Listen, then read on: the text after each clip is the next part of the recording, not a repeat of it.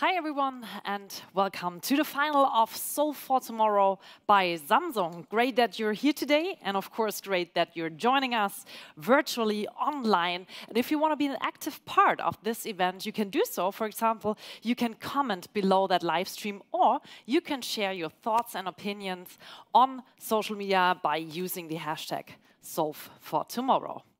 Tech for the Future, that is the motto of this year's Solve for Tomorrow contest. And it all started with 10 teams, and today there are 5 teams left. And I think they're a little bit nervous right now. Yes, you can't see their faces, but you will.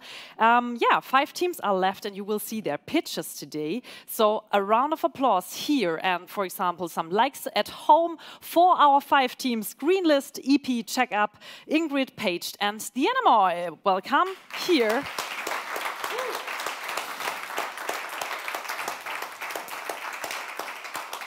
Yeah, behind that names, there are people who want to shape the future right, who want to make an impact on the fields of sustainability, health, education, and social inclusion. This contest is a little bit different. It's not only about knowledge. It's not only about your qualification. It's not only about tech. It is all about the idea and the willingness to change the future for the better. Today is a big day, so we will see 5 pitches, and then afterwards we will know who are the winners of this year's Solve for Tomorrow contest. Yeah, and maybe there is a unicorn amongst us. Who of you wants to see a unicorn? Maybe you can also raise your hand. Unicorn. Yeah, a lot of hands up here. Who wants to see the next zebra here? Oh, as well, a lot of hands in the air. If you are sitting at home and you think, what are they talking about? Am I in a zoo? Maybe our first speaker can bring some light into the darkness. Welcome on stage, Steffen Garner, Director Corporate Affairs at Samsung Electronics. Hi, and a big applause. Thank you very much. Thank you. So, Steffen, great that you're here. I have to admit, I read the expression zebra startups the first time on your LinkedIn profile. I stalked you a little bit. I mean, that is quite normal today in these days. And I had no idea what it is. I mean, unicorns, that is something we all know. That is a fast-growing and very profitable startup. But zebra startups are both black and white, and I quote, they are profitable and improve society, and they won't sacrifice one for the other. So what kind of founders are you looking for today? Well, with our thank you very much, first of all, actually.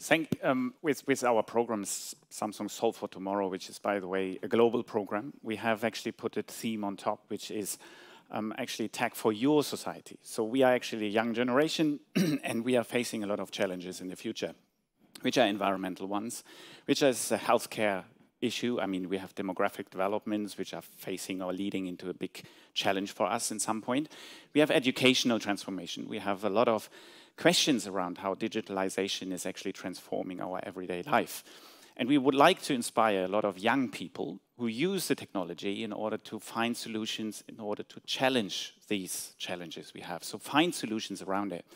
And with the zebra approach, we would like to make them both, on the one hand, as you said, profitable, but on the other hand, also having sustainability and social issues as part of their DNA.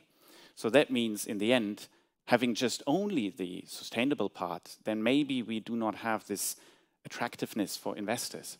So combining both, it is actually exactly that what we are looking for, and where we would like to inspire young people to build their own motivation for entrepreneurial spirit. Yeah, so we see times are changing, and times are also changing businesses and, of course, our economy. And, of course, change is something I think you can all, go with me, because change is something which accompanied you in the last month. There was a big development for all the teams.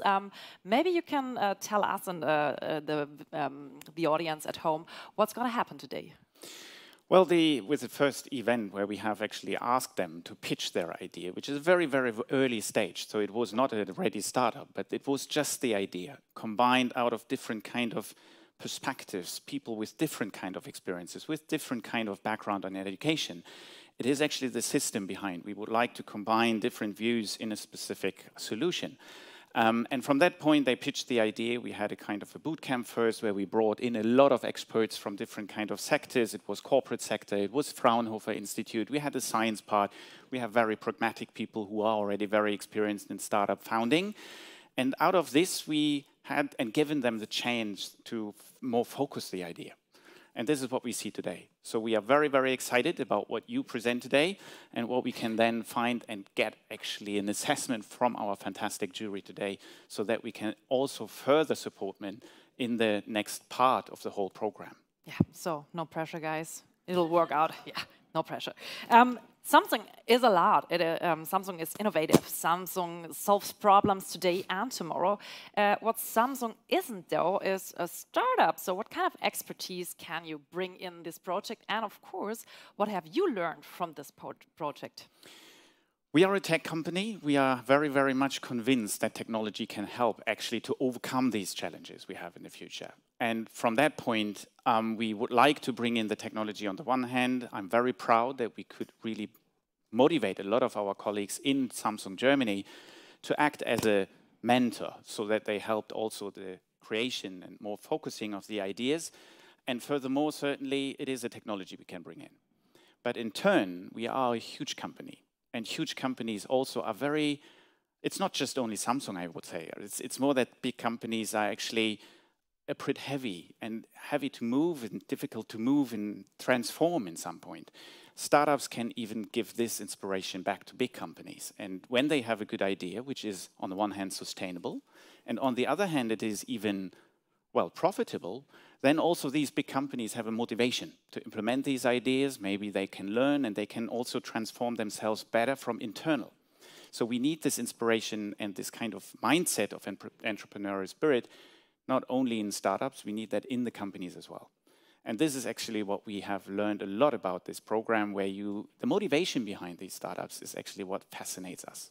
Yeah, it's a give and take, and what I like most is that you've created a whole ecosystem with a lot of people and a lot of knowledge here. And speaking of knowledge and supporters, we have some on site and especially one guest here. I'm very proud of Thomas Sattelberger to be here and that you can give us a bit of your experiences you have managed. You are actually the chairman of Zukunft schaffen, which is a very good initiative in Germany, developing digital skills. You are a member of the parliament for certain, and last but not least, you have a very, very good experiences in acting and managing big companies, DAX companies, and you can really give some good impulses from the inside, from your experience. So thank you very much that you are here, that you are the patron of our program, and well, the stage is yours. Yeah, the stage is yours. Welcome on stage, Thomas Sattelberger. Welcome. So, Thomas, before we start and before I hand over to you, I've got one question. And I know already I took the wrong social media site to, let's say, stalk you a little bit, because I was also on your LinkedIn profile, and I know that you're a TikToker, but on your LinkedIn profile, I found the expression you're in the unretirement. So you have a lot of energy, you have a lot of ideas, and you really have a lot of cool TikTok videos, so you can follow him. What would be your best advice for the people for today and, of course, for afterwards? I mean, we're also talking about Solve for Tomorrow, so there will be a day after this day. Well, probably I always would say, be hungry to improve yourself every day. That is amazing. And I think this one is something that goes out to everyone and, of course, everyone out there. And I'm very happy to have you here, so I hand over. And yeah, welcome on stage, Thomas Sattelberger. Thank you.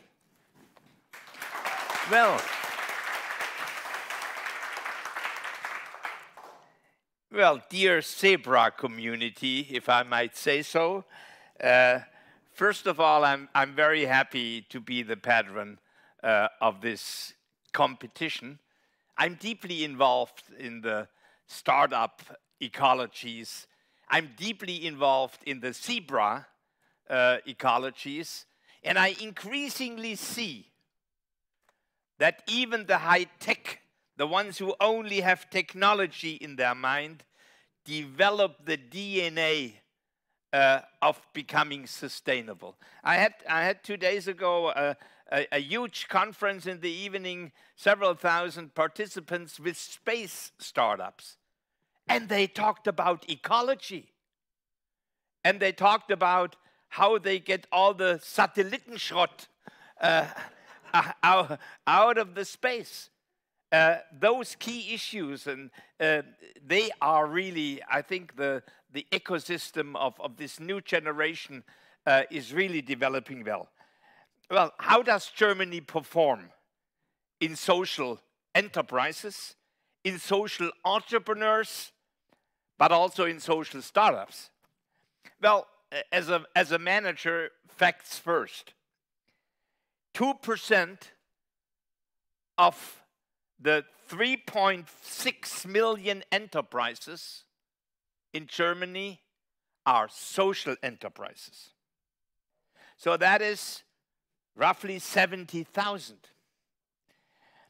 Out of those 70,000 companies, 9% of all the startup companies who are being founded are zebra companies, by definition. And 1/4 of them develop technical innovation into market maturity. So that is a significant amount, but it also tells you not everybody is winning his or her bet. You try, you fail, you retry, you become better. You are hungry to improve yourself every day. And amongst those social entrepreneurs are 1,600 hidden champions. So you have in the German Mittelstand, you have roughly 1,800 hidden champions. But in this young community of social entrepreneurs, you have already in this country 1,600 hidden champions. Now, social entrepreneurship is something very special. Actually, the term zebra teams and zebra startups is very nice. I tend to talk about planet, people, profit. Now, that is another term for zebra companies because a social entrepreneur, he or she works for the common good.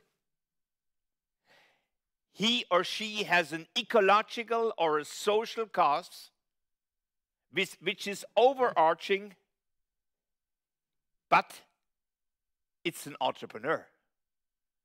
He or she wants to make profit, not to maximize its own income, but to invest into the company so that the common good is increasing and developing.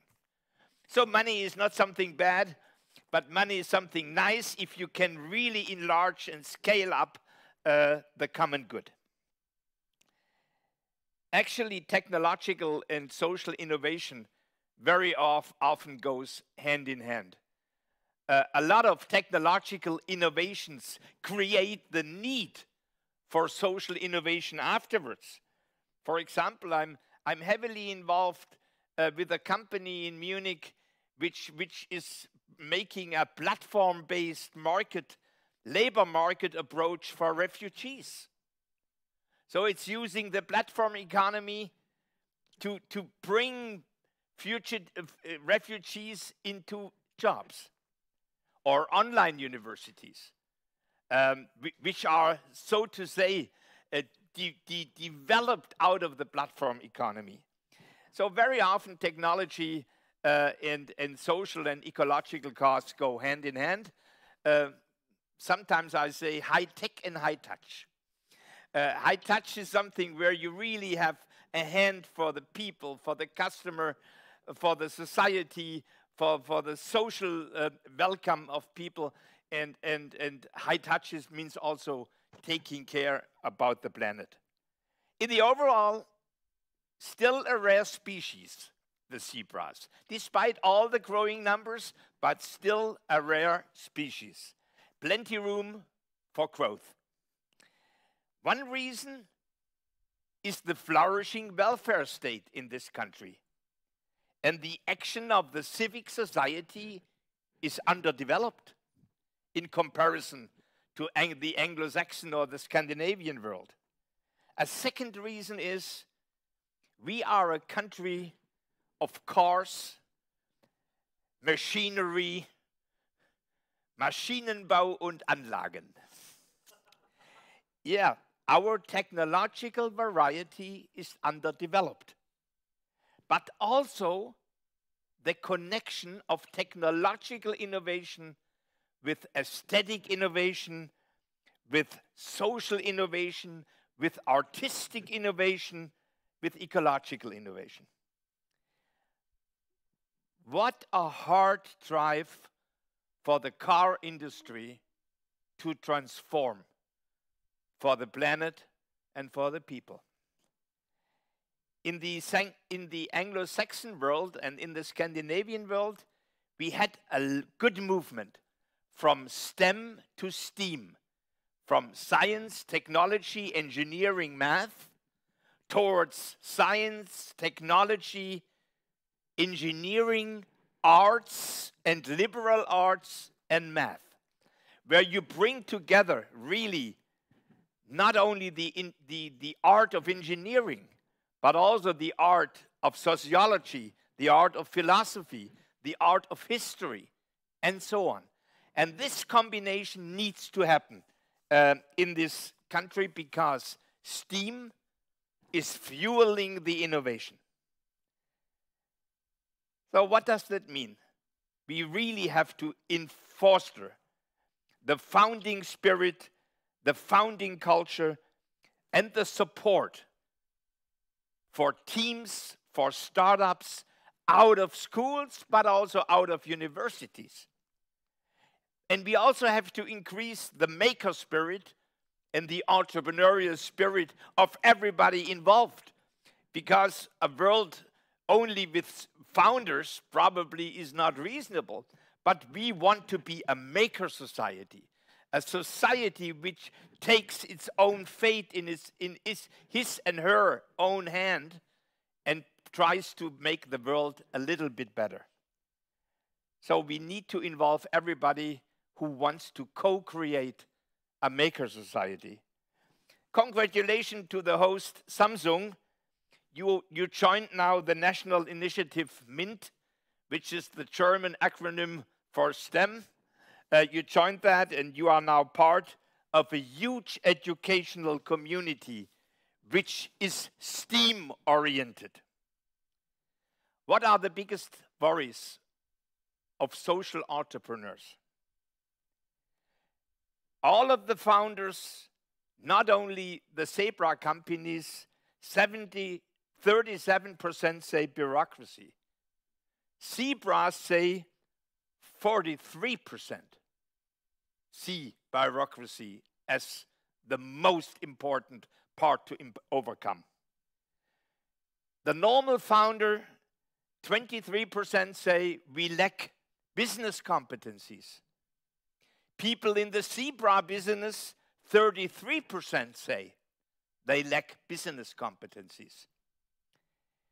Winning employees is much harder for Zebras than for a high-tech startup. 28% they say that we want to have more people on board. 17% of the normal startups say that. And the finance issue about the same discrepancy. Now, at the end, perhaps some ideas how to improve that. For the issue of bureaucracy, naturally, we know it all. We need the digitization of public services. And especially a Zebra company needs public services and needs a share in the public invitations to tenders. So in the public call for bids, here the social enterprises are completely underdeveloped. And we need to open up that channel, and in a way which is not bureaucratic. Business competencies and winning employees, that is a key issue for education. Education, education, education. Creating the spirit for profit, people, and planet. And for the finance issue, I'm very eager to do the same as in Great Britain. There are billions of pounds, and in Germany, billions of euros in, so to say, nameless accounts of banks, where over 30 years, nobody accessed these accounts. And what did Great Britain do? They created out of that money a social impact fund. So, and that is fueling, naturally, the zebra startups and other social activities. Now we have here 5 excellent teams. Most of them are all not founded yet as a startup, with creative ideas and concepts for sustainable business. I wish you all the best for planet, people, and profit, for tackling all the challenges, for making the world a little bit better or a little bit more better. And we need to speed up the race for innovation in this country. And you are an important part in it. Thank you so much.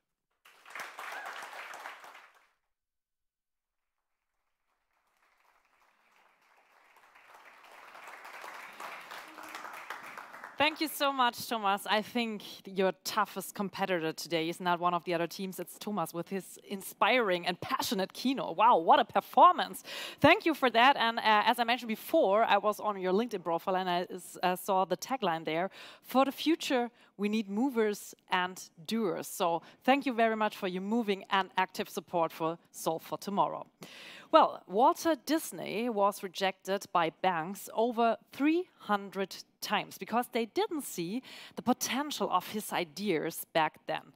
A story that repeats itself very often, and yeah, I have to say, it's of course also very, very difficult to estimate if an idea is really, really great and has the potential to rise or not so, because in the early stages that could be a little bit difficult. And that is why I'm very happy that I'm not in their shoes, because they have to estimate today which idea can grow and can be the next zebra and as well, of course, unicorn startup today. And I want to introduce our jury today, and I start with Georg Müller-Löffelholz. Welcome, Georg.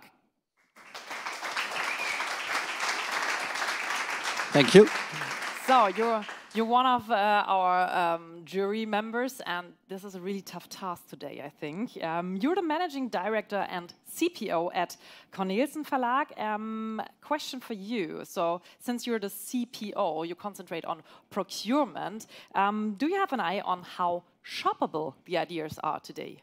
Yeah. As a CPO, I'm obviously, responsible also for the products, and when we look at them and we think about, who to partner with, and we very much believe in ecosystems, and that's obviously quite a big change for, Cornelsen is 75 years old now this year, so a very traditional companies. In the past, we have done everything ourselves, but nowadays, we have understood we never can win alone. We need partners. That's why we are believing in ecosystems, what we call educational technology ecosystems. And that means for product that when we partner, when we work with other companies, we very much look into interoperability. So that's really one of the hot topics for us. So, I'm very happy, and we are very open to talk to other companies, to especially tech companies, to young tech companies. But for us, it's always very important. So how can we integrate, right? Because we have obviously our own world we have built up, and we need to integrate. And we are believing in standards, interoperability, etc. So that's. So that is your focus also as well when you have to estimate the ideas. So thank you for being here. We see you later. Thank you so much. Thank you. And of course, he's not alone, because we have more jury members on site. And the next one I want to introduce is Gabriele Hartmann. Welcome, Gabriele. Hello. Hi. Hi. So, great necklace. Cool. Thank you. That's A little color in the happy black. I thought, not too happy. No, not too happy. They should be scared about you. I know. No, I wanted to look respectable for you guys. So it worked. It worked. I see scared faces. So, Gabriele, you're head of corporate social responsibility, Middle Eastern Europe at SAP. Wow, I think you have a really great business card. But what do you have in mind when you watch these pitches today? Do you look on the social impact of this very tech-driven ideas? Absolutely, because social impact is crucial, because in the end, that's what you guys should be all about. Really make a change and really driving the change. That's what we, expect of you. That's what we want from you, and that's why we're so excited. So social impact and, can they actually drive change? Indeed, is a big part of the jury puzzle, I would say. Yeah. So you're the social impact jury puzzle. Good to know. Thanks for being here. We see you later as well. And, thank you. Thank you so much. And good luck to everyone. Yes. That's important. Good luck to everyone. And of course, we have other jury's members here on site. So welcome together with me, Rahel Demand. Rahel. Hi. Good to have you here. You're co-founder of XR Bootcamp. For those who don't know it yet, shame on you. You have to Google it.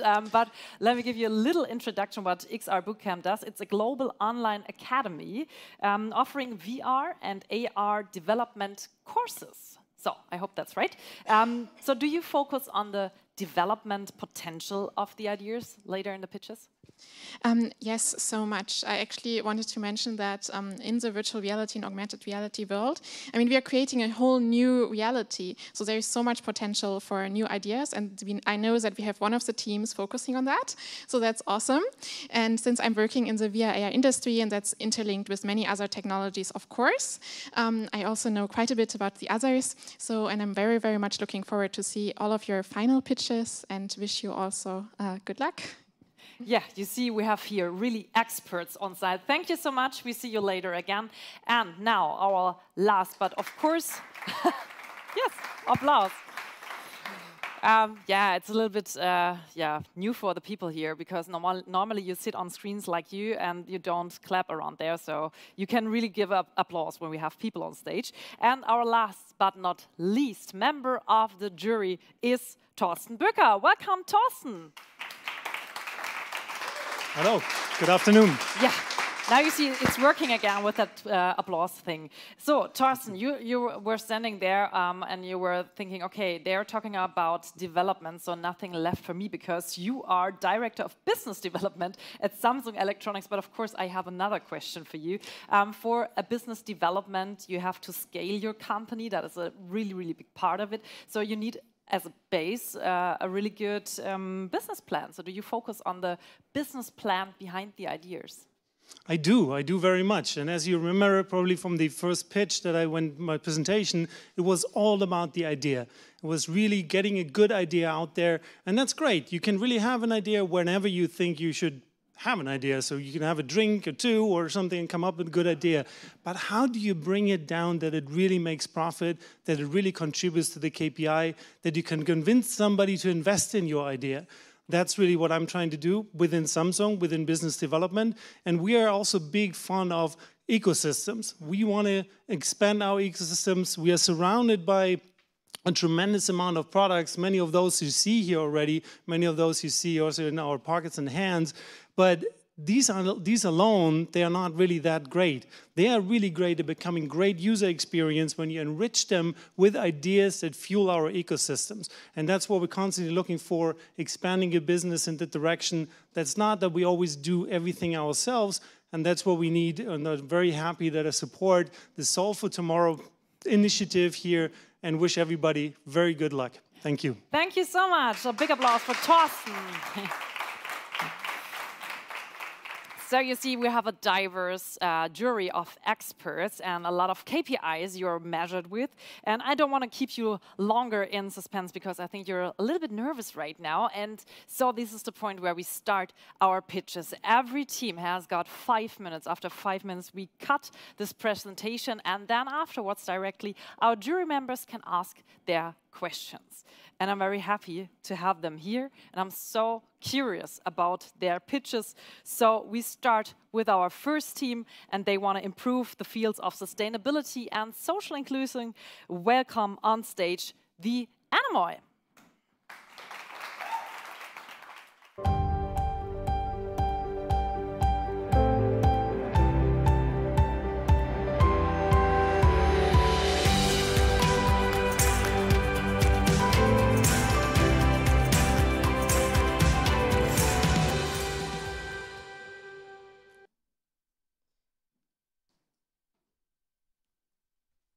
Hey, welcome back. This weekend is my birthday, and since last week you guys let me have some quality me time, this week I wanted to do something that you all have been Don't you just hate when this happens? That's exactly what happened to me when I traveled for the first time using the trains in Germany. And it kept happening and happening and happening. The signal bar is almost non-existent.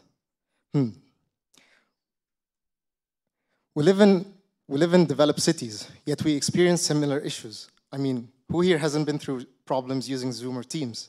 I know I have. We have asked people who have used the internet here, and their experience was as bad as us. Now, how bad do you think the experience is in rural areas? It is so much worse that it is known to affect the local community's well-being, including education and healthcare. Experts have actually called it the urban-rural digital divide. And to bridge this divide, this digital divide, we need to provide a reliable internet connection to these regions. We are the Anemoy, and we have the solution. Imagine that you live in this village, and you struggle to access the internet connection because the main station is far away. This is where we come in. Our product is a 5G connection system that grabs signals from nearby base stations wirelessly and delivers them to your house, allowing you and other communities living near our system to experience a reliable 5G connection. Our system is 100% independent and standalone. It derives its own power using wind energy, and it is not connected to the grid. It is 50% of the parts are 3D printed, allowing us to have a just-in-time production. During the past month, we have run multiple simulations and have optimized our design based on the results. And simultaneously, we have conducted a survey asking people what they think about our product. Most of the feedback was positive, and some of them were even open to try it in their own backyards. But in reality, how large is the 5G market? 5G market is expected to grow 3 times by 2025. 5G market in Europe will grow by 12 times. And we are aiming to gain 10% of the market share. Speaking of the German market, the last 4.1 million households in Germany will still have poor to zero access to 5G infrastructure because it's 5 to 10 times more expensive to install fiber optics there. That's why by partnering with other companies like Vodafone or Telecom, we can create new market opportunities as well as cover that gap. This means we are a B2B company, and partnering with network providers, we can cover that gap, provide social inclusion and digital, eliminate the digital divide. We do that by leasing our product and charging for monthly subscription fee. Let's say we get an order of 50 units. That would mean that we gain 10,000 of cash income from 1 unit, 4,000 for leasing and 6,000 in total per year. That would bring us at 500,000 of revenue. To manufacture that 50 units, we would need only 1 3D printer. And scaling to 5,000 units per year, we would need 3 production locations, 100 of 3D printers, and around 36 people. we can optimize our product by using 3D printing efficiently. For instance, this model over here costed us around €5. The next prototype would be the testing prototype, and that would cost us around €500. And the final working prototype, we expect to cost around 5,000. We estimate that during the first year of operations, our cost would be around €500,000, which means we can break even after the first year. So you may be wondering, why choose us? Well, we created an independent standalone solution to cover the new market. Apart from that, for the currently existing vendors, we offer 30% cost savings at least. Also, we offer companies and governments to meet sustainability goals by using our system that uses renewable energy. This is exactly why we are unique. No other company on the market has a standalone solution that employs renewable energy. So during the next 6 months with Samsung, we are planning to create the final prototype and test it. And after that is done, we are initiating a marketing campaign to let the vendors know what they are missing on. So the question is, are you ready to join us on our journey to eliminate the digital divide? Thank you.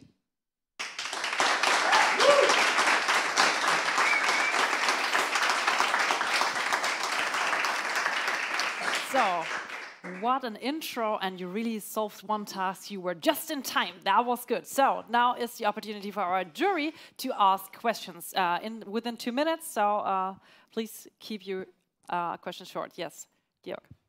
Shall I use this, or is it okay? Yeah, you can use that. Okay.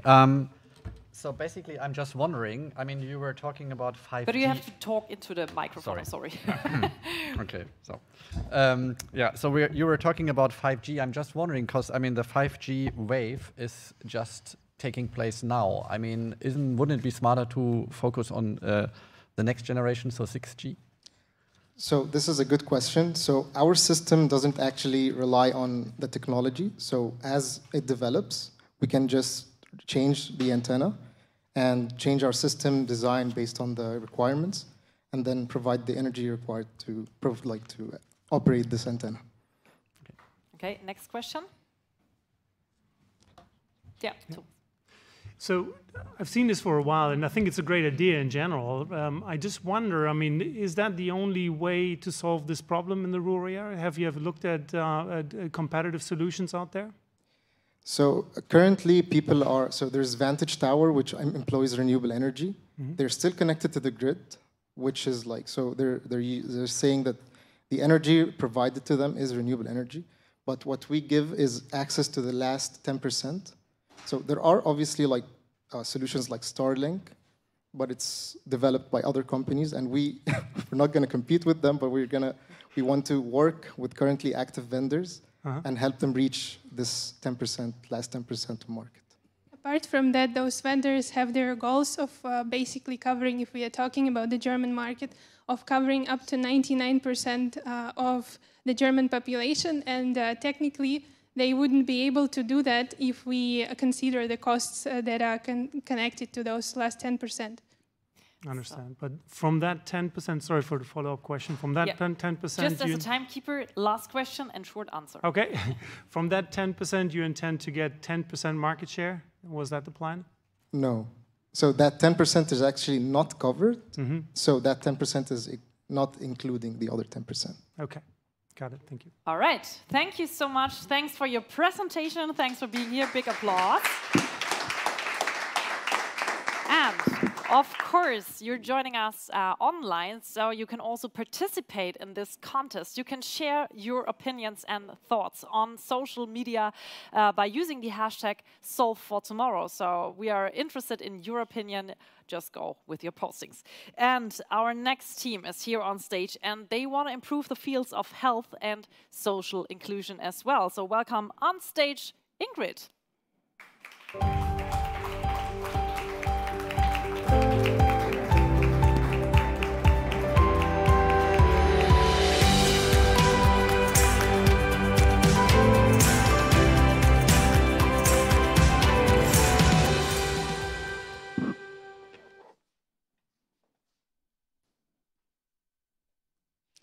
كراكيب. Old things that have been discarded and shoved aside. This phrase was used by my grandmother to describe how society views her generation. My grandmother Suhair is 80 years old, and she's been living alone in Egypt since my grandfather died. After her retirement, she spends most of her days in front of the TV. She could even go a full week without any social interaction because she relies on us, her family, to call and visit her, and she lacks the mobility to regularly meet with her friends. My grandmother is socially isolated and thereby suffers from loneliness, but she is not the only one. People aged 65 and older all over the world belong to the loneliest and least socially engaged demographic. This increases the risks for physical, mental, and emotional illnesses and could even lead to premature death. And because we are so busy with our lives, we tend to forget that our older loved ones are struggling and watching life from the sideline. This is why they remain lonely. And we, Ingrid, are here to change that. We designed a standalone VR experience specifically for old people. As you can see, we can upcycle VR equipment, Samsung VR equipment, that is cell phone powered. This way, we can target the needs of our old generation. We are also designing a VR software that is fully voice controlled. This way, even non-tech savvy old people can smoothly navigate through our software. There, they can engage with family and friends during various social activity games, and we want to show you a preview of what this could look like. So let's begin. First, we put on our VR glasses. And then we say, Start Ingrid. And now you can choose what you want to do. Travel to Venice. So let's start. Wow. That is amazing. Wow. I remember being there many years ago. It's been so long. It's nice being here with you.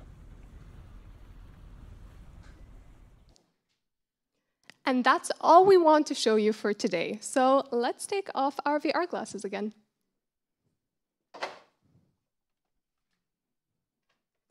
Now, let me tell you why my grandmother would use Ingrid. Unlike our competition, we are a VR one-stop stop for old people. This means we do not expect her to have Wi-Fi at home or to own her own VR equipment to be able to enjoy VR. This way, she can focus on lifelike social interactions. She can engage with her family, friends, and even make new friends during various social activity games like bingo. She can even create unforgettable memories with loved ones with features like virtually traveling the world, or in our case, to Venice.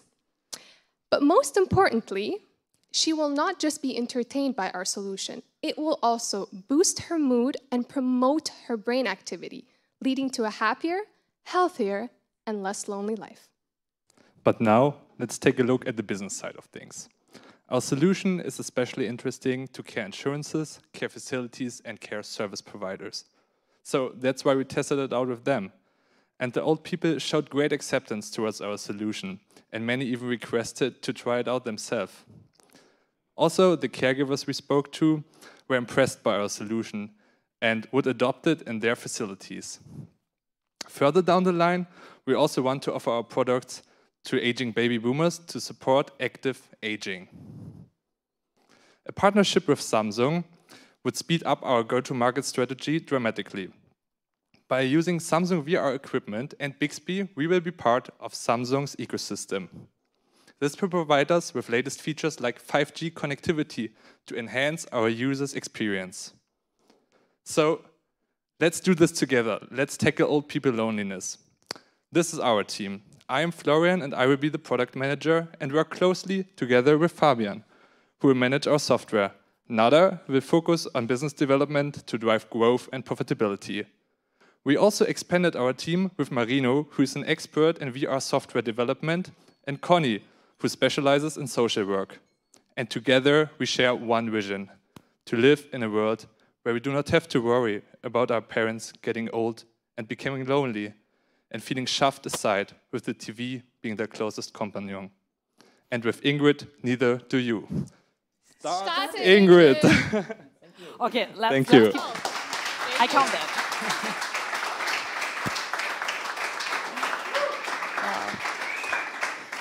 I have a new application field for you. I would love to see the flight crew in a plane doing the same thing with the VR glasses. That is amazing. So let's see if the jury has also questions. 2 minutes for questions. And we start with you.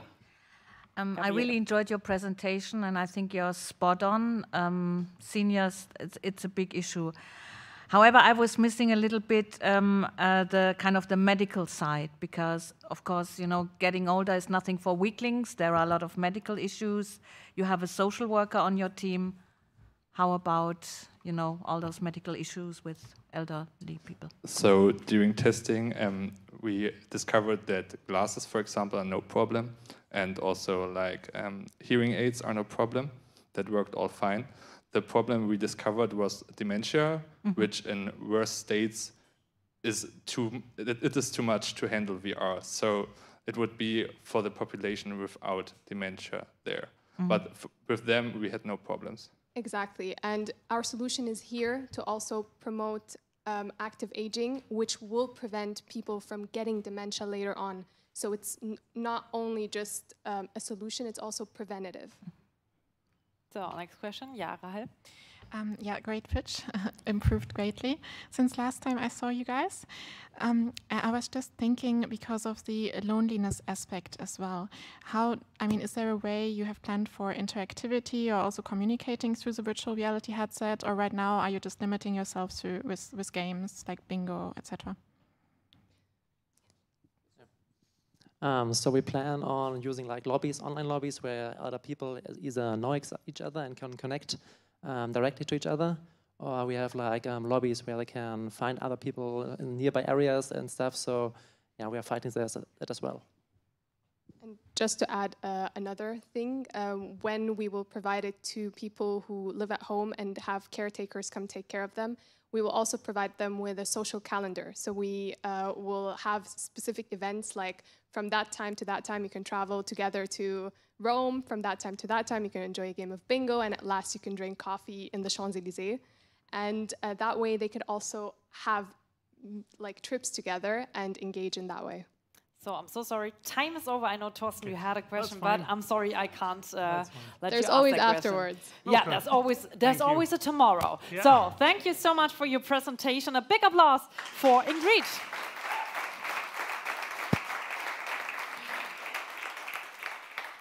Yes, and we have our next team, and don't forget, if you want to share your opinions, you can do so on social media using the hashtag #SolveForTomorrow, and you can also discuss the pitches. And our next team, which will pitch here, is a team who also focus on the fields of sustainability and education. So welcome on stage, Green List.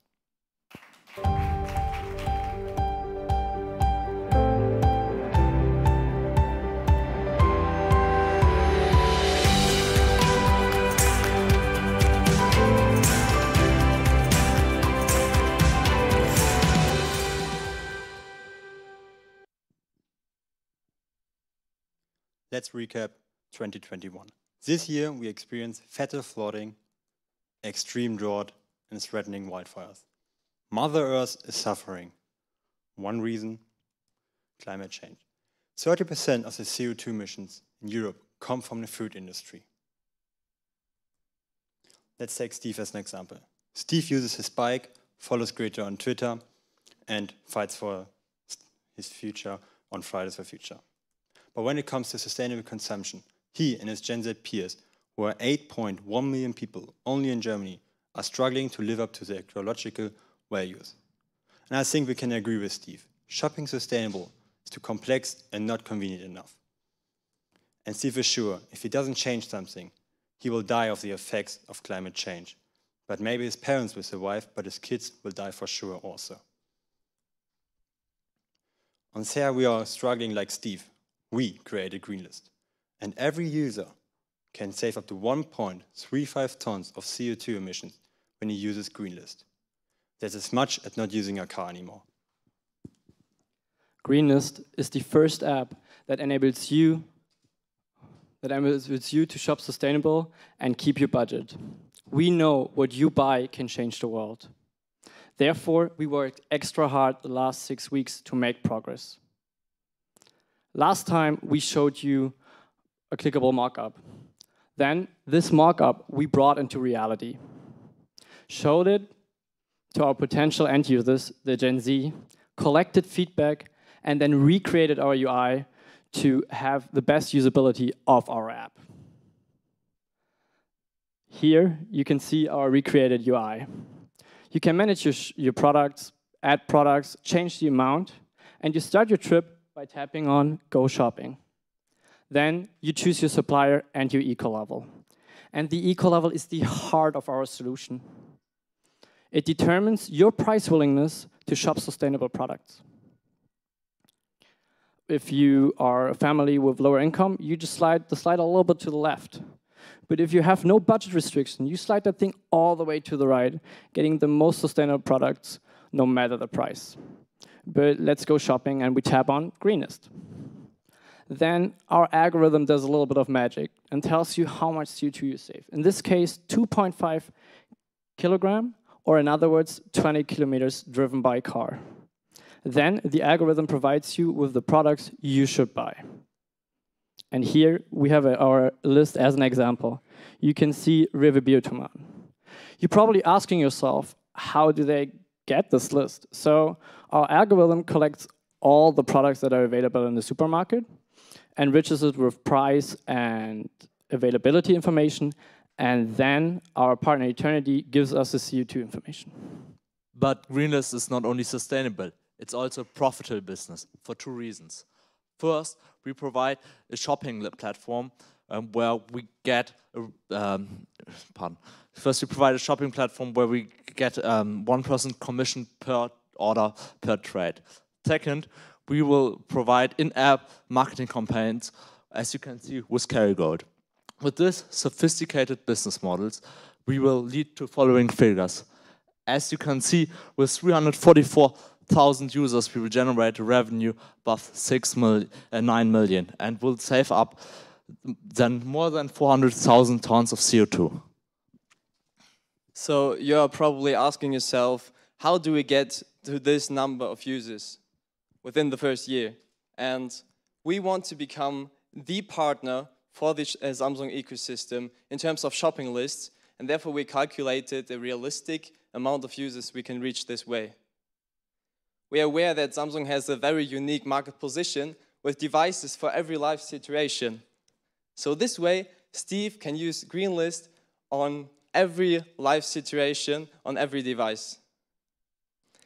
The impact we can have together as Samsung and Greenlist is tremendously high.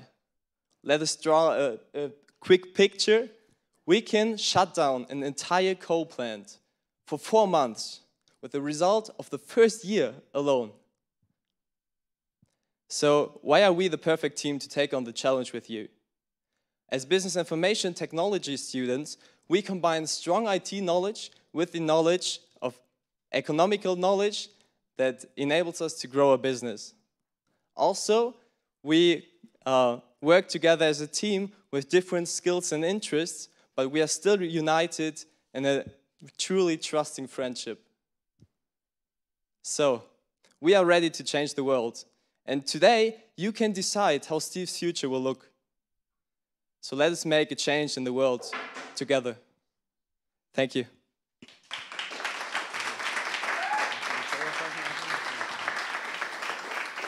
Yeah. Thank you so much. You did your task, and I think the Steves out there, they are really, really excited about that idea. Me as well. Let's see if the jury is also excited about your idea. 2 minutes for your questions. Who want to start?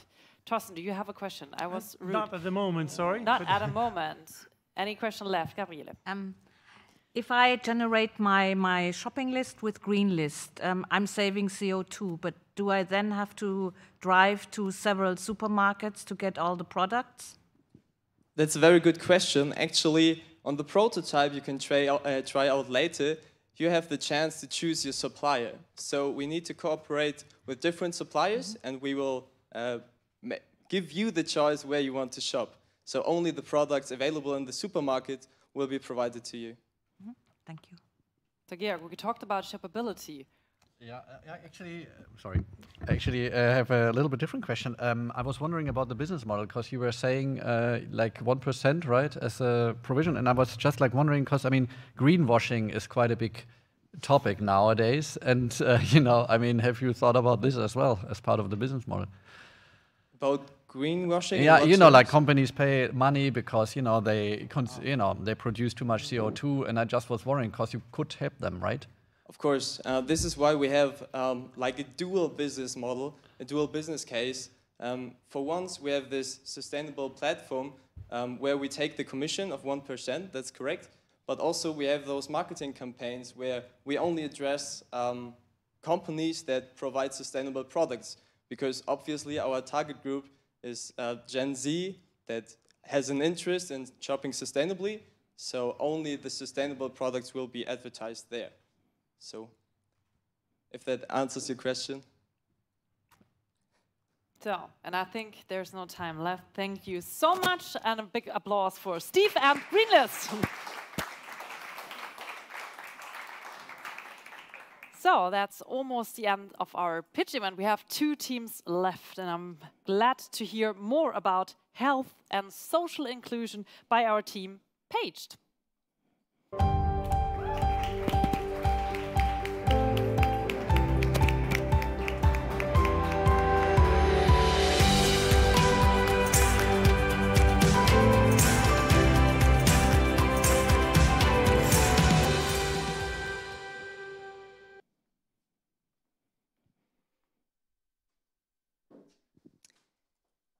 Text has been a central medium for hundreds of years.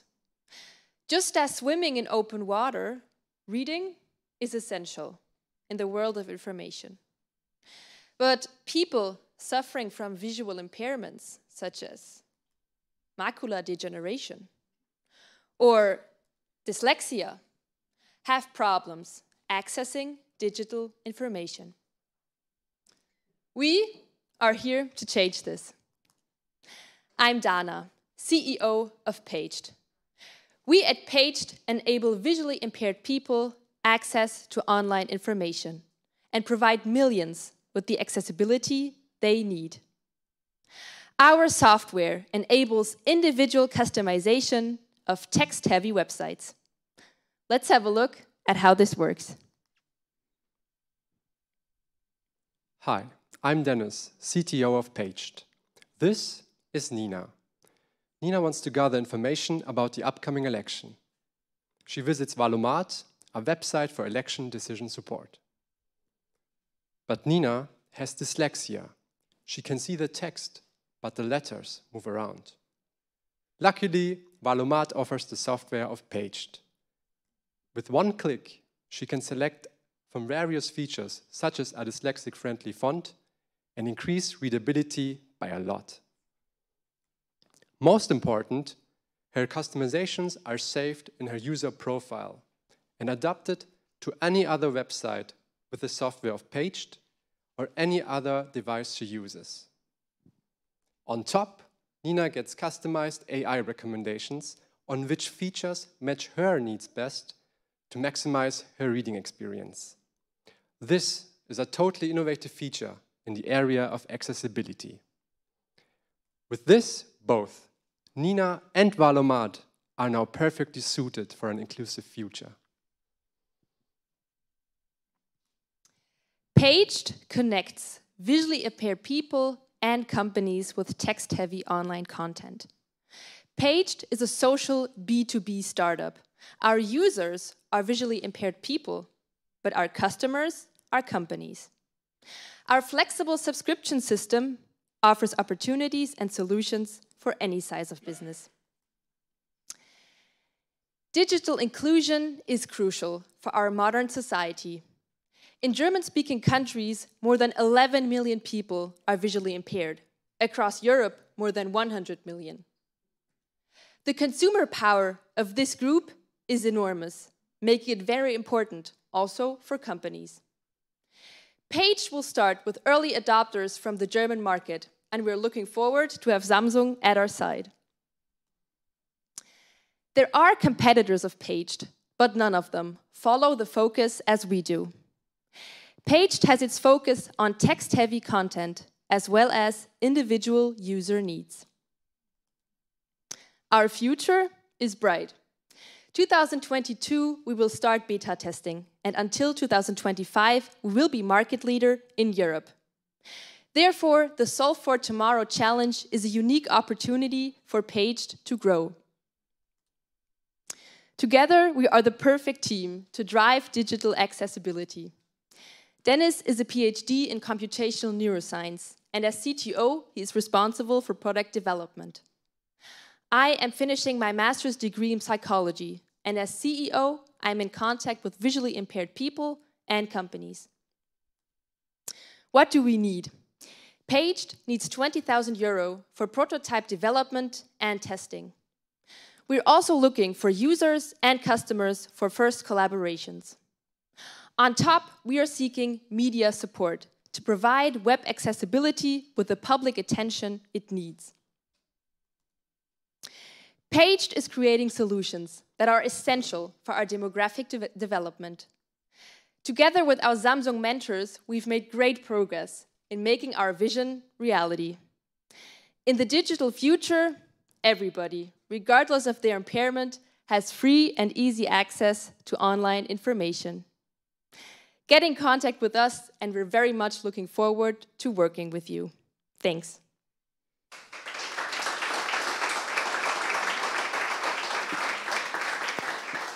So I wonder what would happen if Nina and Steve would work together, but that's another topic. And yeah, we start our questions for the jury. 2 minutes. Yes, Torsten. Okay. Well, thanks. That was a very inspiring presentation. Again, I think it was quite a follow-up there. Thank you. I was wondering, I mean, you were saying for 2022, the first trial, I mean, wasn't the Valomat, was that a real thing or was it just a dummy? No, that was just a dummy, actually. Just a dummy? Yes. Okay. Okay, and do you have anybody in the pipeline for a good trial to really make this come live and being deployed? Yeah. So we are in the talks with different journals, for example, the FAZ, and we also had an interview there. But this could be a potential new candidate for us, and we are in talks there. And maybe more you can say about the digital hubs we have. Yes, sure. Of course, we have the Impact Hub Leipzig, which is also interested already in having a first collaboration. And of course, we want to win Samsung, that Samsung is also one of our first customers. Yeah, I'm not sure if we use such text-heavy websites, because Gen Zs nowadays, they like to have keep it simple and no. All right, well, thank you. Okay, any other questions? Yeah. I would have a question. I think 2025 there is some new accessibility regulations coming up. Yes. And I'm just wondering because, I mean, that means that at that point you need to be absolutely market ready, right? Because there might be a lot of demand. And I was wondering a little bit about how you can scale, you know, I mean, with your software. I mean, how would this work? Because then there will be the regulation in place. I can tell something about this. So, this is a technical implementation question, at least as far as I can understand. And we will build a browser plugin, which is easily scalable to any number of users. And the only aspect which is there, which is B2B, where the text-heavy organizations pay, is the license to have this browser plugin on their own site. So scalability is not a problem at all if we go that road, and we will. So I think time is over right now. Thank you so much. And of course, thanks for your presentation. Thank and you. A big applause for Paged.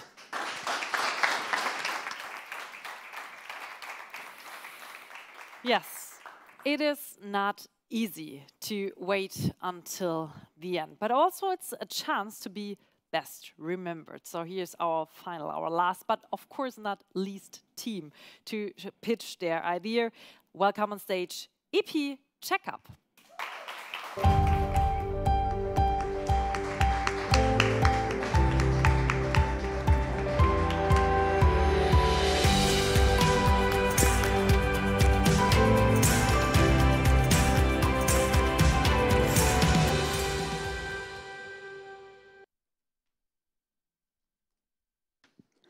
Hi everyone, as was already said, last but not least, I have the pleasure of introducing you to EP Checkup, which stands for Electronic Patient Checkup.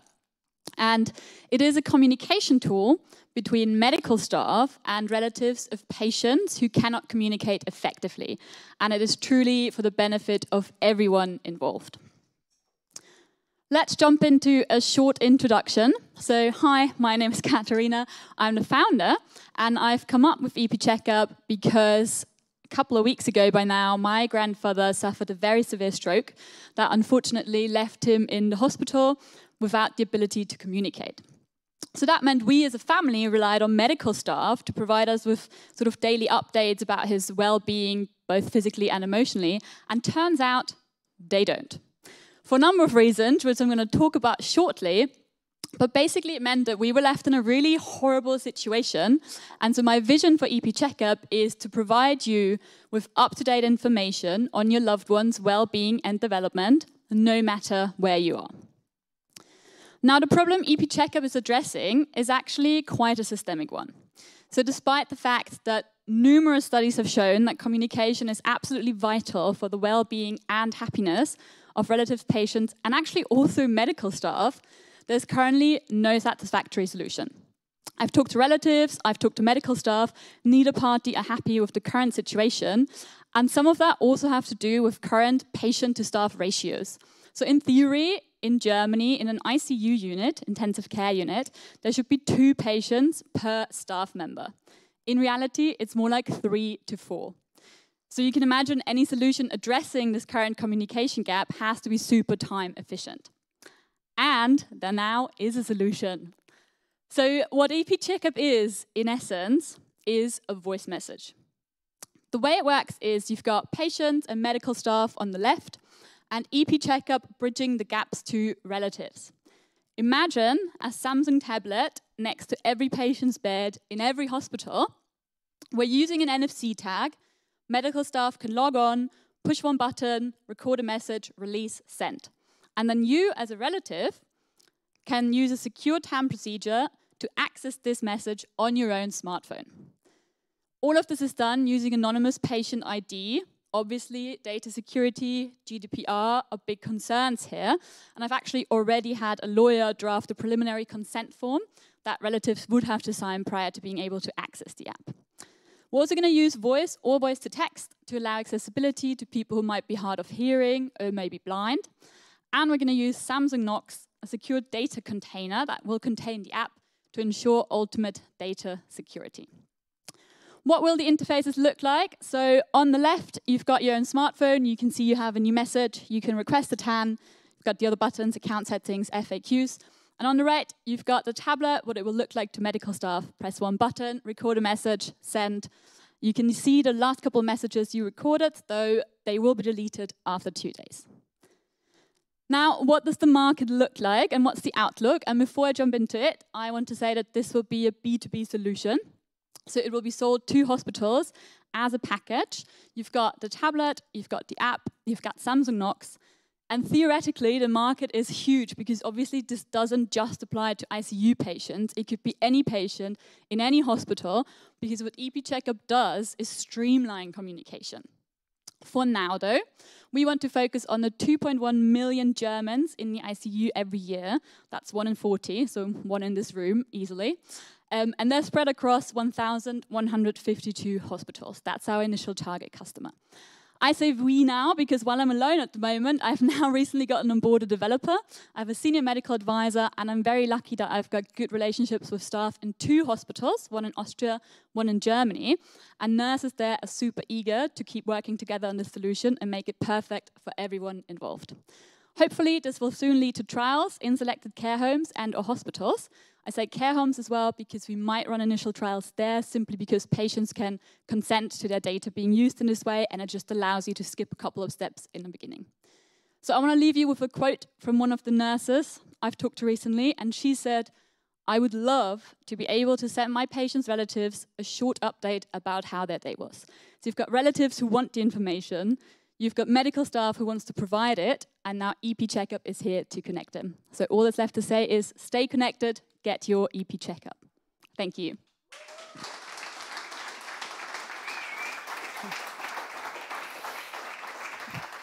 Yeah. So the waiting was worth it. Thank you so much for your presentation. And of course, we start our 2 minutes for the questions of our jury. Yes, Rahel. Yeah, thank you. I mean, that's really definitely a great problem that we need to tackle somehow. And how do you imagine, I mean, who's paying for all these tablets? And also the Wi-Fi I had, like, I know from hospitals that there's not always internet. That's 2 questions I had. Yes, so most hospitals do have Wi-Fi now, and the ones that don't are getting it pretty soon. Who's paying for the tablets? I have to work out the proper subscription plan and how it works. Obviously, we're going to get hospitals to pay for a sort of subscription. So that will include the tablet, the app, and as I said, Samsung Knox, and we'll have to work out a payment schedule that obviously makes it worthwhile, and then they can charge relatives, and I can tell you as one that I would have been happy to pay money for it and get their costs in that way. Thank you. All right, next question, Torsten. Yeah, great presentation. I mean, awesome energy really in yourself. I mean, it's really great to see. I was wondering if there's anything underway that tackles this one from a different perspective as well. I mean, what you have in mind here, for me, it spins a lot of ideas already. I mean, there's huge undertaking to really get this in. Is there anything you can piggyback on and build on? So, in Germany, there's nothing really. There is stuff, I know Samsung has trial hospitals in the US, but there's a lot of stuff is already digitized where you've got tablets next to every patient's bed. Nothing in that way exists yet. I've actually talked to people in the US whose relatives were in the hospital, and they said actually that voice message thing doesn't exist. But obviously, collaboration with players who are already in this market and who provide certain software and certain tablets would be ideal. I mean, I just want this to happen. I know it can be profitable, but I don't need to build my own empire and do it on my own. You know, collaborations are great. And so, yeah, that's definitely a thing to consider. Okay, good. Thank you. All right, I think that's the end of our question time. Thank you so much, and a big applause for EP Checkup.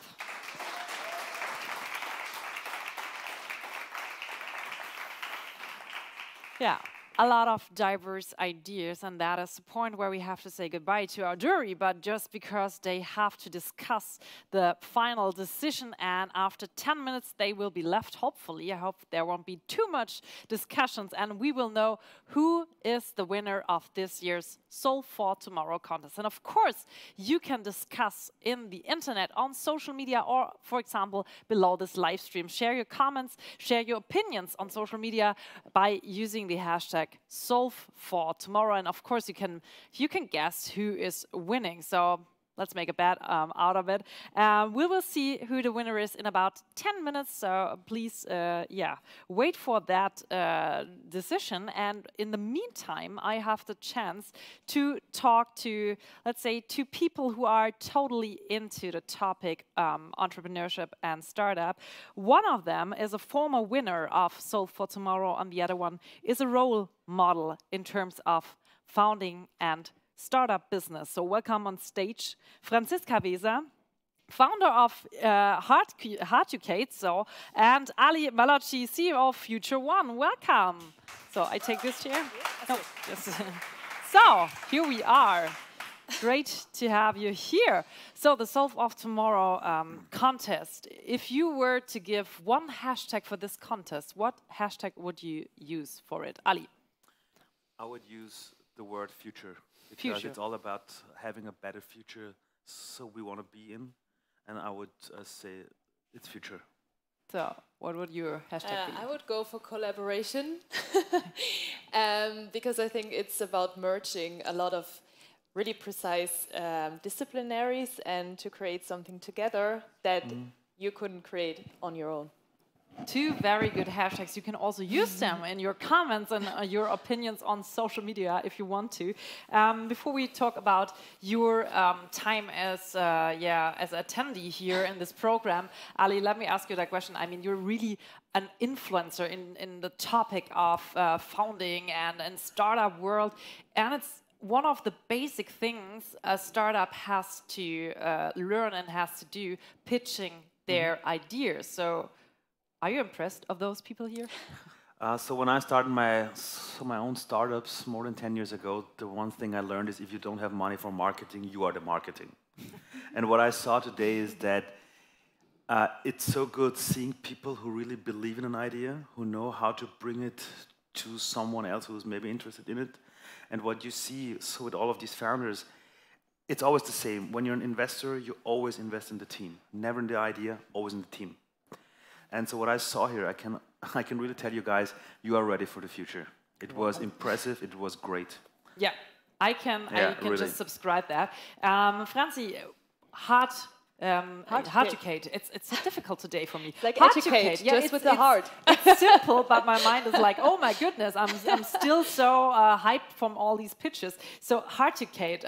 What is that, and how did you get your business started? Yeah, so we create collaborative mixed reality worlds in which kids and youngsters become world and time travelers, and where they have to work as a team in order to achieve a shared goal. So basically, it's a media format or a way of using technology, especially augmented and mixed reality, to create another setting of learning together, of engaging with each other, and exploring the world. And how I got the business going? Oh, I'm still on it, of course. As but every other entrepreneur is, yes, all the time. It's a journey. It never really stops. But the Solve for Tomorrow program was a great start. It was like a catalyst. How do you say that? Yeah. And it was a great starting point. And then from then on, we started searching for funding. Then we got the Exist Founders Scholarship. So we created the whole thing that we started. We made it to a more scientific business case, and then from that on, we had 1 year to create a prototype and to actually work on it like full time, and that was a great opportunity. And also with the backing of Equipa and the Technische Universität Dresden. So it was a great team, and they all supported us, and that was great. And now we are more in the media funding production. So I have a little demo prototype. You can play it later if you want to. And so we Don't make them jealous out there. I saw it. It is really much fun. So you can basically say like we are almost like a media production company with our very own format. So we have a use case for new technologies for augmented and mixed reality, and that's where we are aiming for right now, that we have next year our first product ready to show the world, and it will be about climate as well. So it will be about having a climate team, like a team of researchers that have to do research on climate. So. All right, before we get back to your biography, Ali, I have to ask one question, because normally it is like when you see a movie, you have the happy end. And if you say so, if you win this contest here, you have the happy end. But the most interesting part is after the two people get each other, or after winning this contest, what's next? Whoa. Don't scare them. Say it's a walk in the park. No, but it's not. It will not be done for you. You're still the person doing it, and you're like, I learned that recently again, that you are the most important element if it works or not. Like if you don't believe in it, it will not work, and as well if you don't put everything in it, it will not work. You should not have a plan B. You should not have a plan B because otherwise you will not get into the energy, and it's very hard. To be honest, like it's super hard, and it never stops like being very fluid. Like you don't feel safe for a long time, so you have to get used to flowing along. But it keeps you very alive and very awake. And so the reality is, of course, not everything is about creating an emotional story. So you have to integrate like your numbers, your business case, because the people who will fund you in Germany especially, they really want to see like, okay, so where is your plan? And it's not enough to create an emotional story, even though this is still very important to reach people. Yeah. You shouldn't lose that, because I had that thing that I lost a bit of like the emotional approach, and then I understood that people don't understand what we do anymore because it's about an impact, and if you lose the impact, then it's nothing. Yeah. And that's So being a founder is not just a job; it's a decision. I think that is you made that crystal clear. It's a lifestyle. It's a lifestyle, yeah, and it's also a mindset. I think. Ali, you're founder, keynote speaker, and of course also coach at Solve for Tomorrow. Let's talk about the coach part later, but. It's not only about your skills, I said in the intro, this is here all about the ideas and not about the background. But in your case, I think it's very interesting to talk about your background. So what brings you here? What let you become a founder? To be honest, no one ever asked you where you want to start your life on this planet. And my life, it started in Iran. And I came to Austria, I think I was 3 or 4 years old. I came as a refugee to Austria. I grew up in a refugee camp. And when I was a kid, I was very alone on my own. I was a stranger in a strange world. And with this background, with these experiences, I always said to myself, I want to have something like a handbook of life stories. Because when you're a kid, when you have no one around you, there's a lack of inspiration now. And I always wanted to learn from other people. And based on these experiences I had, so when I was a kid, I learned that, so one day, when I'm old enough, I will build something like a handbook of life stories for others. And it brought me to become a social entrepreneur. And approximately 10 years ago, there was this Social Impact Award in Austria. And I told them the whole idea behind it. And the jury, they laughed at me. They told me it's a nice idea, a handbook of life stories. How should that work and so on. And sorry for the word now. I was so pissed. Then I said, okay, guys, and you know what? I will prove you wrong. Now I started the whole idea, and so the whole handbook of life stories, it's a platform with more than 7,000 video stories from people from all around the world, all telling their own story for young people who have a lack of inspiration and orientation in the job market. We're reaching out to many, many million kids per year who are using the platform for job orientation. And when we started the whole thing, it was just a social business. And then I found out that the money thing is very important, and we created a business model where we try to help companies find the right people. So the platform is also used for employer branding, and today nearly 30 people from 15 nations are working in the company. It's a real company in 3 countries. And my own story was that I was a school dropout. When I was 13 years old, my parents, they broke up. I started to stutter. I was afraid of talking in front of people. I broke up school. I was working as a floor cleaner. And I know how it is when people are telling you, you're not part of the system. Your name is Ali Malocci. No one can say it in the right way. You're stuttering. You're a school dropout. And when you have these experiences, you have always a choice. You can use the anger and being totally sad about your life against yourself, or you can try to use this energy and experience to help other people who are making the same experiences you made when you were a kid. And I always said to myself, I will contribute my lifetime into helping people having the same chances I had when I become an adult. And people told me years later, you are now a social entrepreneur, you have a zebra. To be honest, I had 10 years ago, no one was talking about zebras and startups. Everyone was asking me, are you crazy? The thing I found out, and this is the last sentence, is I think we should contribute our lifetime to make this world better, but we should do it in smart ways. And for me, it was technology, bringing all of these life stories into the world with the help of the internet. It was such a killer, and it totally changed my life. That is a really amazing story, and there's one point I want to jump into.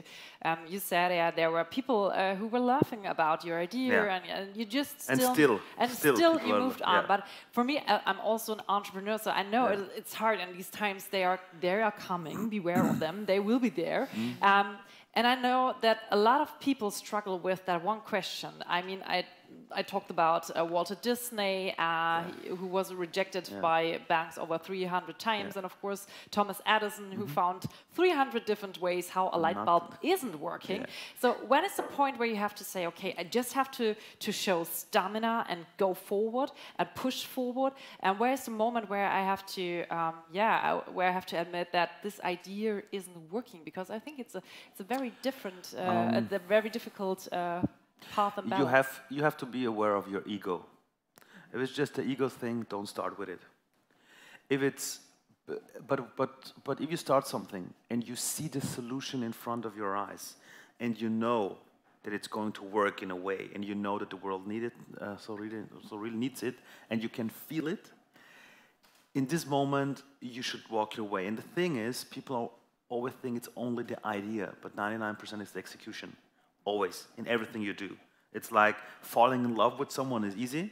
Having a relationship for a decade or more until you die, this is execution, okay? This is hard work. And it's the same like, so no matter if you are today a winner or not, it's like you are going into a new phase of a relationship. Now the work starts. And what I found out is, and I can tell you whenever I start something new, and 3 weeks ago I started a new company, again, people told me it's not going to work, so what's that, no one needs this, and so on. And whenever people are telling you something is not going to work, they are totally right when they are telling you it's not going to work. Because it's not going to work from their point of view. But these people, they don't have your life experience. They haven't seen the world with your eyes. They don't have your feelings, your thoughts, your ideas, your dreams, your hopes. And it's impossible for someone else to see the world with your eyes. Therefore, when someone is telling you it's not going to work, say thank you, listen to their advice, but you decide how far you want to go. And the other thing is, when you try something over and over again, as I said before, if you believe that it's going to work and your brain is telling you, hey, there are solutions for it, I'm not done yet. In this moment, you have to go forward. And I can tell you, so my own company, what you do, so today in Austria, it's a success. They're calling it a success. I started the whole company 4 times. The first 3 times, I started the whole company, and I said, okay, it's not going to work. I will crash it down. And I won't start it anymore. It was too hard. There were too many tears. And then there was a voice inside of me who told me, no, there is a mission for you. And it was the 4th time, and then it worked out. Yeah, so you have to have a vision of what you want to create in the future. And that also is a good fit to the story of Walter Disney, because he died before the first Walt Disneyland was open. And a journalist said to his brother, oh, that's so sad, he couldn't see that here. And he said, why? It's not sad. He saw it before everyone else could see it. So this is also what you say. Franzi, do you also know these moments of struggle, and how did you? Just know. What is your advice to overcome those very difficult phases in your life? As an entrepreneur, of course. Yes, I absolutely know these moments, and I had like almost every second day I have one of those moments, to be honest. Same here. I don't think that it will completely vanish, but what I found that it helps a lot when you have people around who are backing you up from time to time, because in this position you are a lot on your own with your thoughts, and you have a lot of responsibility, and it's very hard to carry sometimes. And it's so valid or really important to have people around you who just take the weight off for at least a few minutes and listen to you, and also to understand that you're just a human being, even though you have a big vision and you carry a lot of like futuristic maybe thoughts in you or whatever. Sometimes, or I felt that I forgot that I actually also have a body and I need things, and I have like the basic thing like sleep and food and stuff like that. And yes, I think there are certain personalities that have this kind of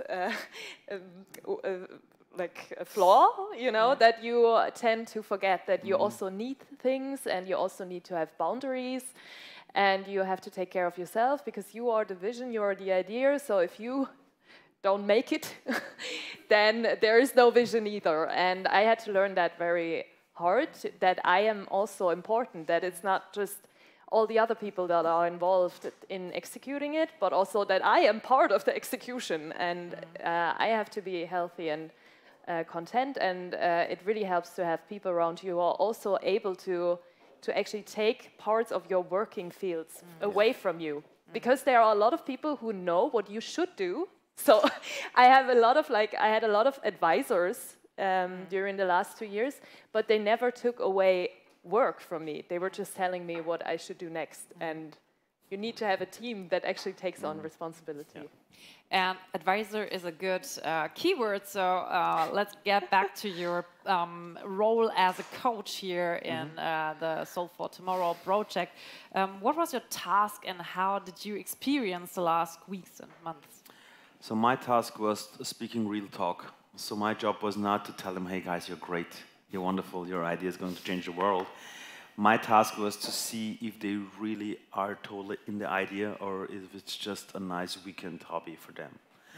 And as a coach or as a mentor, what I do also so with my other startups I do work with is, you have to ask the right questions. You have to ask the hard questions where people are totally stuck in the emotion, like, oh shit, no one thought about this.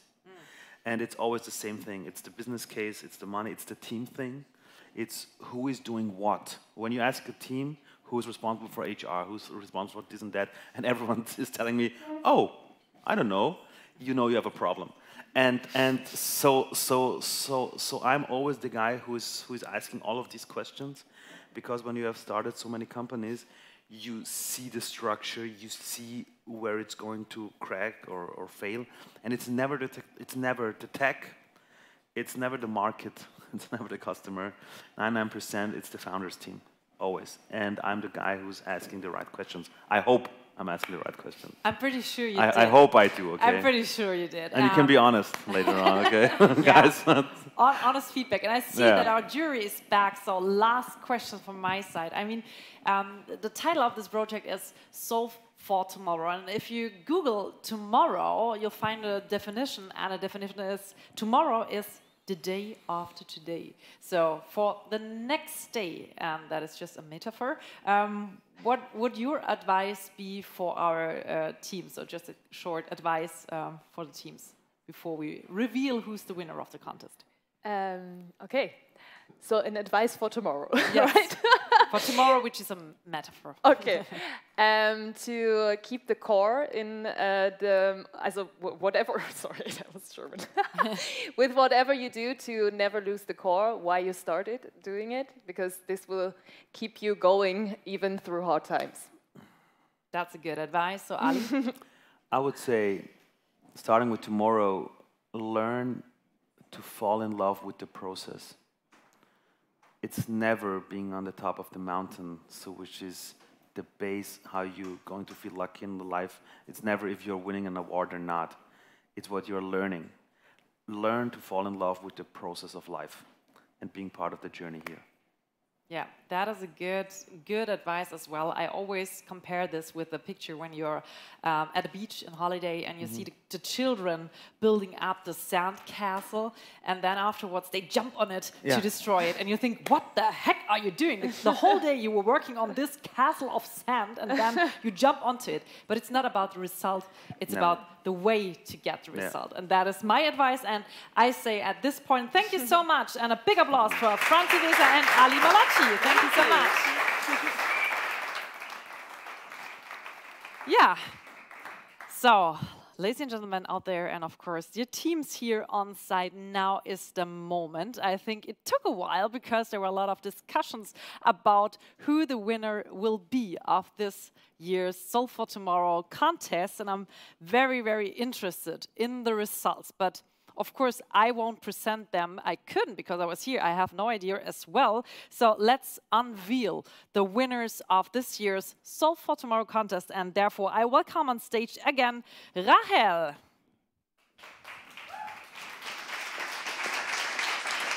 So, there it is, the prize. It took a while for you, huh? Yeah, I mean, such a hard competition. Great job, guys. Yeah, I'm very honored to be allowed to hand over this third prize today to the winning team. And as you can see on the screen, you will win 5,000 euros, technical setup and equipment by Samsung, and of course the 6-month-long impact phase. And yeah, the winner is... Yeah, let's see who the winner is. So let's unveil our third place of Solve for Tomorrow contest. The third winner is... Let's have a look.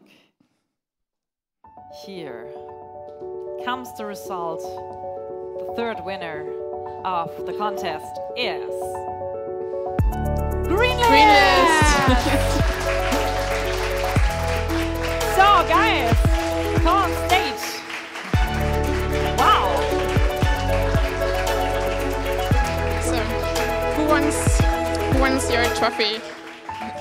Congratulations. So, wow, these emotions. Maybe you can just come a little bit closer. We're all tested here and everything. So, yeah, third place. First of all, feelings from your side? Extremely surprised, to be honest. You didn't believe in your idea, so you didn't listen to Ali. But everybody was so convincing. They were so strong. I thought for a second we choked and didn't pitch as perfect as we practiced. And I'm like, for crying, so I'm like, oh, wow. Yeah, but of course we want to hear why did you choose Greenlist for the third place? Yes, I think unanimously, as jury, we were all super hyped about Greenlist, and we're all super excited about testing it out ourselves. We want to go shopping now with Greenlist. And yeah, I mean, you just have a great market. Why climate change is a real problem, and everyone is talking about it right now. So let's hope we can improve and tackle climate change a little bit more with the Greenlist app. So, big applause again, and thank you very much, Greenlist! And of course, thank you, Rahel, for your support. And of course, there are 2 places left. And therefore, for the second place, I would like to say hello again to Gabriele here on stage. And a big applause for Gabriele. So, there it is, the second one. There it is, that hopefully is kind of an Ansporn. I was just trying to look up the English word for Ansporn. Yeah, it's kind of the purpose, the drive for it. I hope this one gives drive to our second winner, who will receive 7,500 euro. That's a little bit more. You can do something with that money, I guess. You get technical setup by Samsung, which is awesome.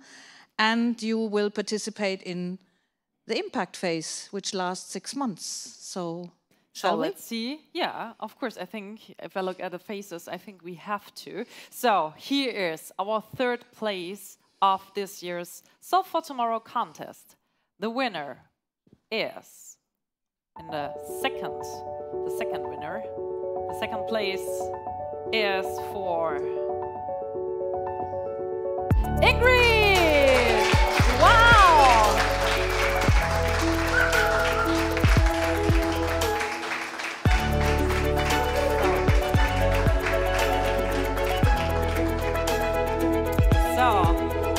Now we have a microphone here.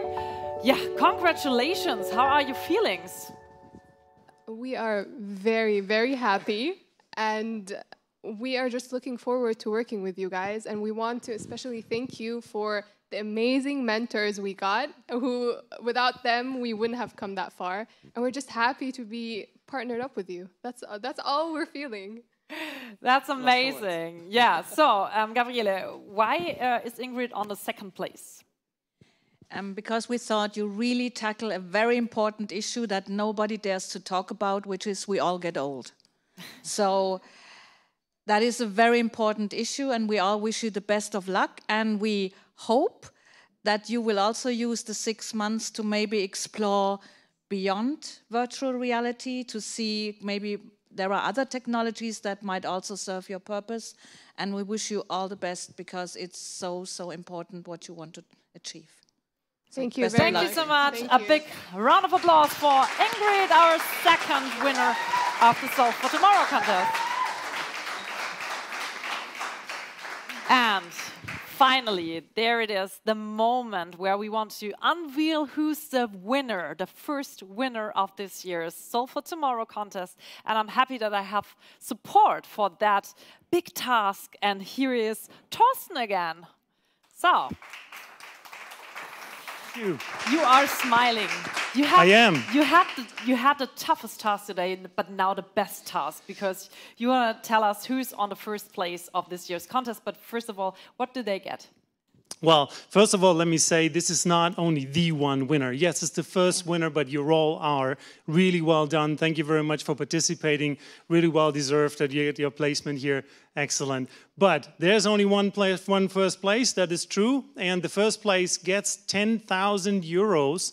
That's an awesome starting capital for whatever you have to mind. So let's see who gets it. And there's a lot of technical setup, of course, by Samsung support. And of we don't want to read that out. Face. Yes. So let's see who is the winner, the first winner of this year's Solve for Tomorrow contest. The winner is... So much tension.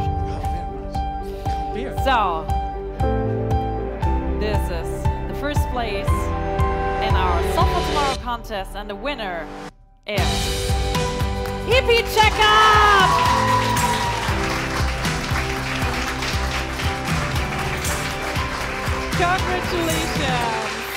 Congratulations! Congratulations! Thank you!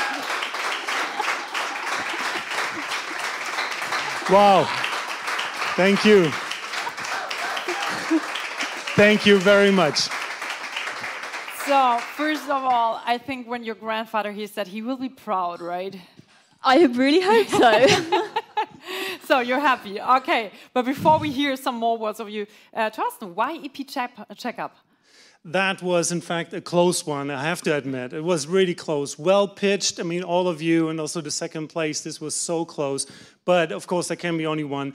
What we thought, as your idea is standing out, it really has an innovative part of that.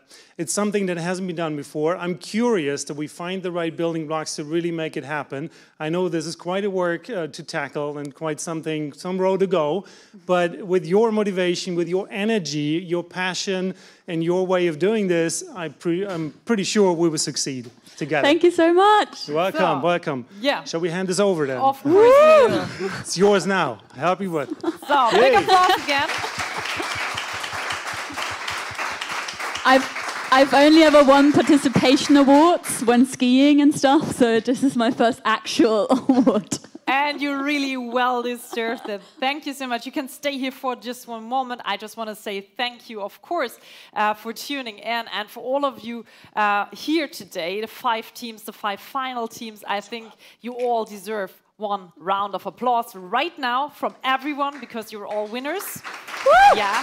Thank you.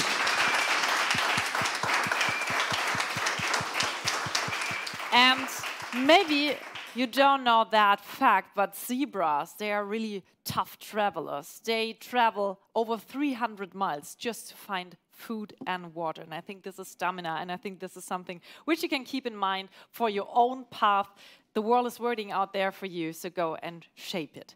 And if you want to find out more about the Solve for Tomorrow project, just go on our website, samsung.de/Solve for Tomorrow, or visit the corporate citizenship website of Samsung Germany.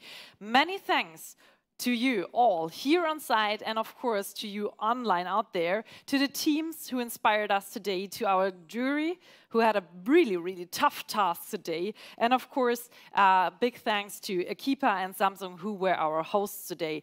I say thank you so much, take care, goodbye, see you tomorrow, and for us now, it's party time. A big applause for everyone. Woo! And Thank you. Checkup. Thank you. Super gut gemacht.